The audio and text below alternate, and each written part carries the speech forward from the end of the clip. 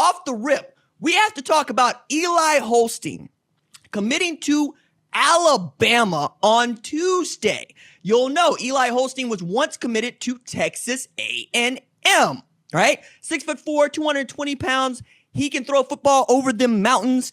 Look, we're also talking about the 8th ranked quarterback in the 247 Sports composite and a top 60 overall recruit. Last year, threw for 3,200 plus yards, 30 touchdowns, just 6 interceptions, had 523 yards rushing, 14 touchdowns, and then led his team to a 15-0 record and the 5A state championship. In Louisiana was Max Prep's Louisiana Player of the Year. Now, this is pretty outstanding. And if you're Alabama, you certainly wanted a quarterback from Louisiana in the 2023 class. However, this is not the quarterback that many Alabama fans wanted to see commit from the 2023 class, all right? That would be one Arch Manning, right? Coming out of Isidore Newman. You'll note this is Cupper's kid and Peyton and Eli's nephew. Also, we'll know that Archie Manning, for whom he is the namesake, has been overseeing much of what we call, the recruiting journey for one Arch Manning. And what has been remarkable about Arch's journey is just how siloed off he has been from the rest of what I think of as the known world, because he still drives his pickup truck to school and he still keeps his job. He mostly has been able to push away all the popularity and fame that comes with being not just the number one quarterback in the 2023 class, but the nephew of Peyton and Eli, who each have won Super Bowls, and the grandson of Archie Manning, who is a legend for New Orleans Saints and the Ole Miss Rebels. Now, as we were talking about this on Monday before Nick Saban took a commitment on Tuesday, Arch Manning, was down to just 3 schools as we so saw it, setting visits to those 3 schools in June. Those would be Texas, Georgia, and Alabama. Now, we have to believe that Texas and Georgia are the 2 most likely places for him to commit. And being that he might keep with what we understand the cycle to be, probably going to try to make his commitment before the start of his senior season. We'll see how that is. And you want to have a quarterback in the class as soon as possible, which is one of the reasons why I thought it was interesting that Nick Saban decided to take Eli Holstein's commitment. Now, this does not preclude Alabama from taking a commitment from Arch Manning. I genuinely believe Coach Saban will continue to recruit Arch Manning to Tuscaloosa. What this comes down to is, do you want to be the only quarterback in a class, or do you want to be one of 2 quarterbacks in a class? Worked out at Alabama for Tua Tagovailoa, right? And one Matt, right? I say Matt because, well, it's interesting just to say Matt because if I say Matt, I could also be talking about any number of players, but you know what I'm talking about. Anyway, point that I'm saying is, I don't think that Arch Manning would be the dude that wants to go into a class with another 4-star quarterback for which he's going to compete with. To which a lot of you will probably say, hey, kid's scared of competition. I'm like, nah, actually, not really. I don't know. I think you want to be the dude. And this is, we should have an F1 counter because I'm going to make another F1 reference. You want to be the number 1 driver in the seat. You don't want to be the number 2 driver in the seat, and you certainly don't want to be dueling with somebody. You want everybody to understand, hey, Checo, let Max by. That's what you want. And, if you are the number 1 player in the class, the number 1 quarterback in the class, that's what you should get. Full stop. Like, I'm there with it, right? So we've seen what it might mean for, like, Mac Jones and what it might mean for Tua Tagovailoa, but the more I look at what Arch Manning might be after, the more it's like, okay, are you going to let me throw the ball? Are you going to have a chance to win national championships? Am I going to be the guy? I don't know if that's on his list of things to want to do, but for Mac Jones, it certainly wasn't worth yelling at Tua or Coach Saban about. But again, more to the point, it's about what can you get for yourself. I tend to believe that if Mac Jones could have, say, gone to Florida and been the starter immediately or been the one guy that they were dependent on to start, He might have done that, right? But he didn't.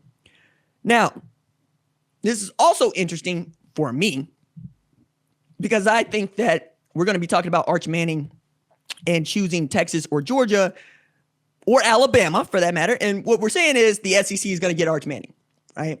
And if you know the SEC is going to eventually get Arch Manning, the question that you still have is, does Ole Miss have a shot? Does LSU have a shot?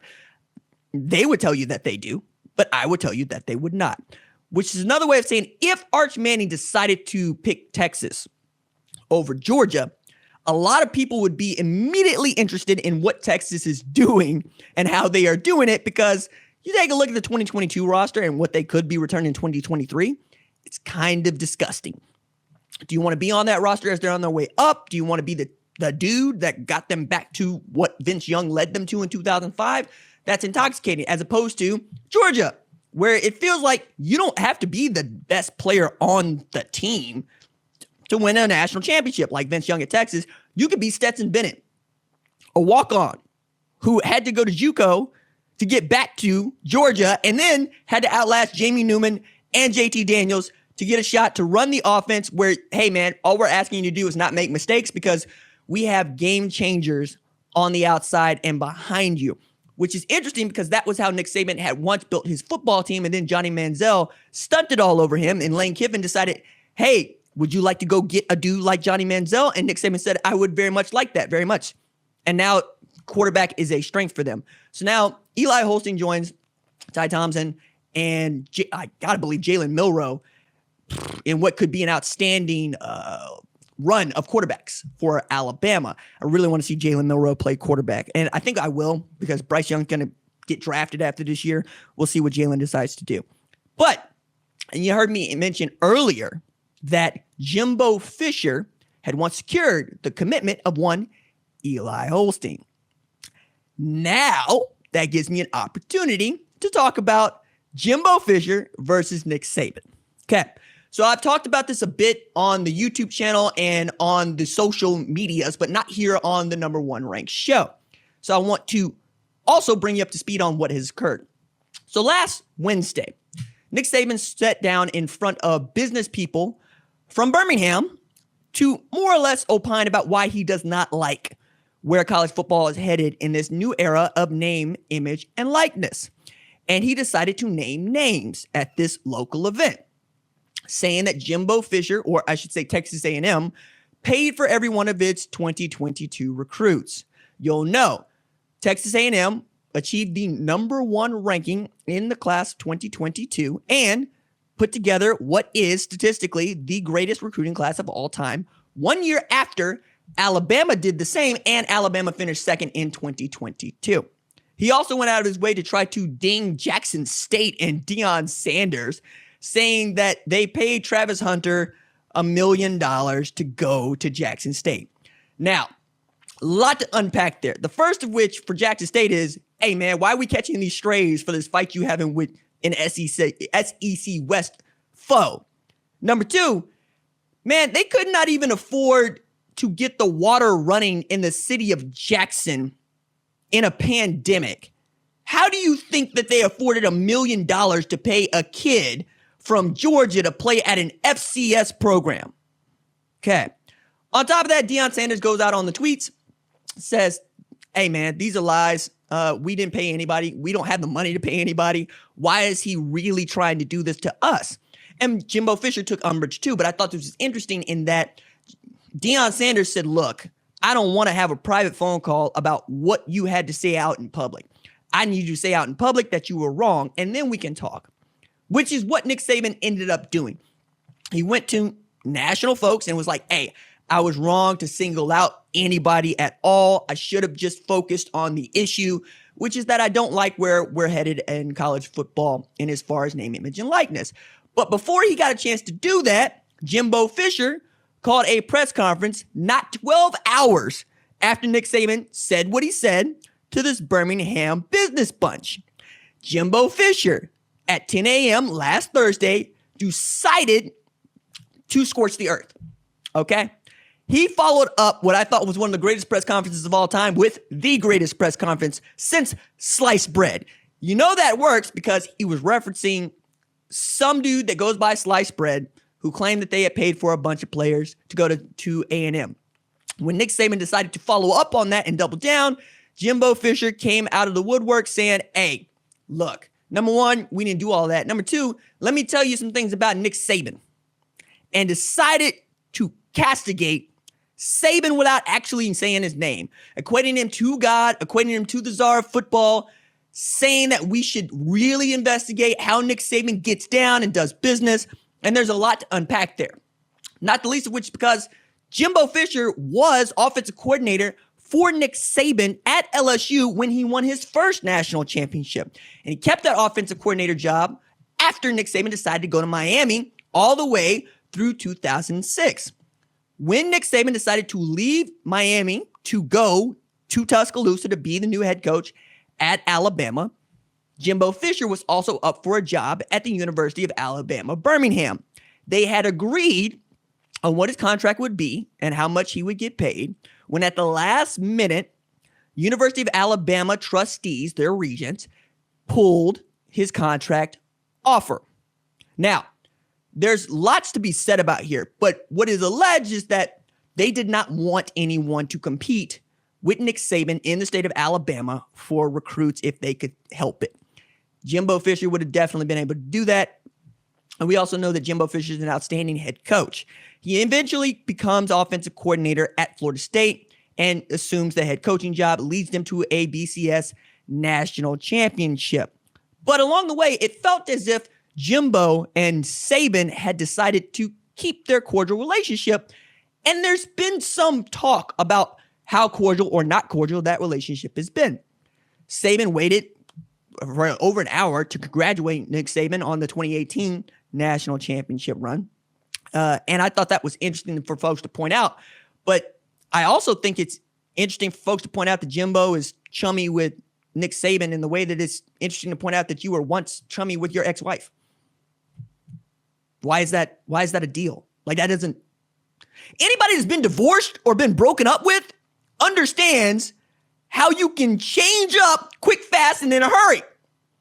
I'm not going to say that Jimbo Fisher is out here speaking out of both sides of his mouth because I have been broken up with and I have been divorced. I understand how both parties might feel and might change up how they feel about each other. So when Jimbo Fisher said Nick Saban tried to call me and I refused to take his call, how does that not sound like a relationship gone bad? You know, you got all of these Instagram jokes about how she blocked his number. You got all these jokes about how, no, I got you blocked on all social media. You can no longer contact me. Because one thing or another has led you to be like, this is the last straw. I can't deal with this person anymore because it's so personal. So them being so tight only makes me believe even more that the schism remains for as long as the schism needs to be there. Now, maybe they'll kiss and make up. Maybe Oklahoma fans and Lincoln Riley will kiss and make up. You tell me which one happens before hell freezes over. I'll wait. I just don't see it, man. Now, I think that's all interesting because Saban ended up taking a recruit from what was committed to A&M at one point. But also, I think the A&M's in a really good spot. And if you're looking at Connor Weigman, you're also looking at the dude that's probably going to hold that job for the next 3 years after Haynes King decides to do what he's doing or Mac Johnson decides to do what he's doing. That's a business decision by Eli Holstein. I can see all of that. But what's more interesting is that we're all circling October 8th, 2022 on our calendars for when Alabama and A&M play each other, especially following up with Jimbo Fisher beat Nick Saban in College Station. Became the first of two former Saban assistants to beat Nick Saban after nobody had done it before. And he did it with a backup quarterback. And as much as people want to dunk on Jimbo for his development of quarterbacks, kind of players he puts in the NFL, if you're Nick Saban, you're not only supposed to beat Jimbo Fisher and A&M, you're supposed to beat them like they stole something. And your quarterback, Bryce Young, who ends up winning the Heisman Trophy, didn't play his best football then, and doggone near got beat by an Auburn team that tried to fire its head coach in February. Okay, there's a lot there. A lot riding on the line in 2022 for Nick Saban and, quite honestly, Jimbo Fisher, who I think should come out of the SEC West, should give Georgia, if nobody else, a run for their money and win the SEC championship, and should be competing for their first national championship since 1939. We'll see how much of that falls in line, but it's all here, and it's all just in May. I can't wait to see what this looks like once we start playing football. Last thing on this topic is maybe Nick Saban needs to stop talking about stuff in the offseason, because it used to be a coach could say whatever they wanted in the offseason because nobody really cared, and it didn't really have any traction during the season. That's no longer true, because we're talking about a year after Nick Saban decided to tell everybody how much money Bryce Young was taking, okay, which was over $1 million in NIL deals, and he was saying that as a play to say, come to Alabama, come to Tuscaloosa. He did this in front of the Texas High School Football Coaches Association. It's a big crowd. It's also a crowd you want to impress. So if you want to talk about somebody talking out of both sides of their mouths, how about you talk about Nick Saban and not Jimbo Fisher, who is the aggrieved party in all of this? Okay. Now, before I get out of that real quickly, I also want to mention that we missed the head ball coach. We missed we missed Steve Spurrier, who came out saying Jimbo ain't done much. I don't know that Nick was saying anything that wasn't true. And I'm going, man, I wish Steve Spurrier was still coaching football. I really do. Because I wish there was more people just out here saying stuff. Thanks for watching this video. And remember, hit that subscribe button so you don't miss any other videos on the #1 ranked show YouTube channel.